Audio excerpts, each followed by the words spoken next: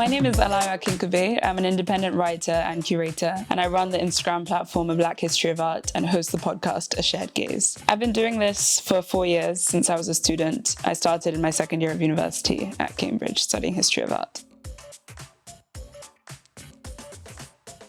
My inability to discern which projects to take on when, especially when I was at university. I took on several projects whilst also trying to do my BA and my MA. Since leaving university, I've been more discerning about which projects I'm taking on and trying to be more deliberate about where I want my career to go, as opposed to just taking on everything all at once and then feeling overwhelmed.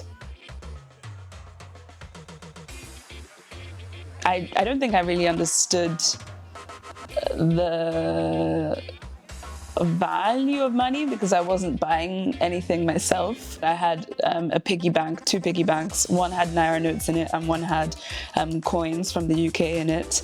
And I was very keen to save money and to have it. I loved to see it and hold it. But that was probably because I had no reason to spend any of it. So I was very much a saver when I was 10 years old, keen to keep money.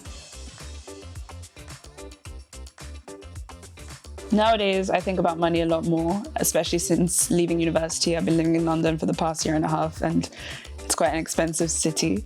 So I think that money factors into the projects that I take on a lot more than it used to in the past because I need to survive as a non-student. Being able to own a house, and that could be in the UK, but it could also be anywhere else, a house that I can live in. To be able to look after a pet, and also to be able to afford to go on holiday more than once a year. Feeling entirely secure in my money and not worried about where it's coming from next, which as a freelancer I think is a worry that is quite common because we don't get a salary at the end of every month, so you sort of have to make sure that you're hitting your goals. So I think not having that fear or that worry anymore, being able to sustain the lifestyle that I would like for myself without having to sort of think too hard about it or be afraid that I'm being too excessive. I would probably start some kind of art institution in Nigeria. That's a dream of mine, and it's something that I picture myself hopefully doing later in my career, something that is dedicated to educating about the arts and also provides people with the skills they need to work in the arts, which is something I think is missing a lot in Nigeria, where I'm from. So yeah, I think that's what I would do with it. And then the rest of, it probably wouldn't cost, I don't actually know if it would cost 10 million in total, but I would use the rest of the money to sort of sustain it and to maintain it. The biggest financial investment I've made is a work of art, and I'm not going to say by who it was. My hobbies, I guess writing in a way is a hobby, but it's also part of my career. But that's probably the main thing that I do outside of the day-to-day podcast recordings and journalistic writing. Oh, and I also really love cooking. Cooking is very much a hobby, though, for me. I don't think I'm an excellent chef, but it's a very mindful activity. And I think at the end of the day, it's quite nice after you've been staring at a screen all day to do something that is with your hands and that has a nice end goal, which is a meal. My favorite food is okra or rice and stew with fried plantain, todo.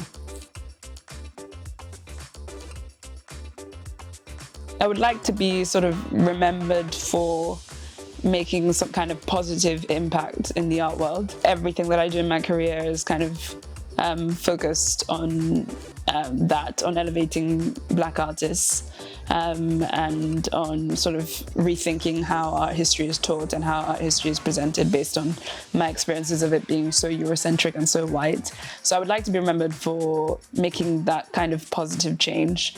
I think for me that would be the most important thing. And also for helping the arts and arts education in Nigeria as well, which is something I haven't done so much of yet, but something that I would love to do in the future.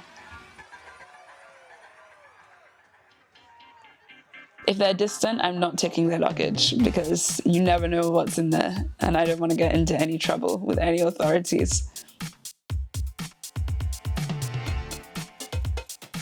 think being Black is actually a huge part of my identity partly because I grew up in a lot of environments and institutions where I was one of the only Black people, and so it came to be like a defining feature of myself. But also being Black is everything to me because my entire career is focused on Blackness and Black artists and centering Blackness as opposed to whiteness. And yeah, I think being Black is a very big part of who I am. I wouldn't say that it's the same for all Black people. Not everybody feels that their race defines them, but for me, because of my work especially, Blackness is a huge part of who I am.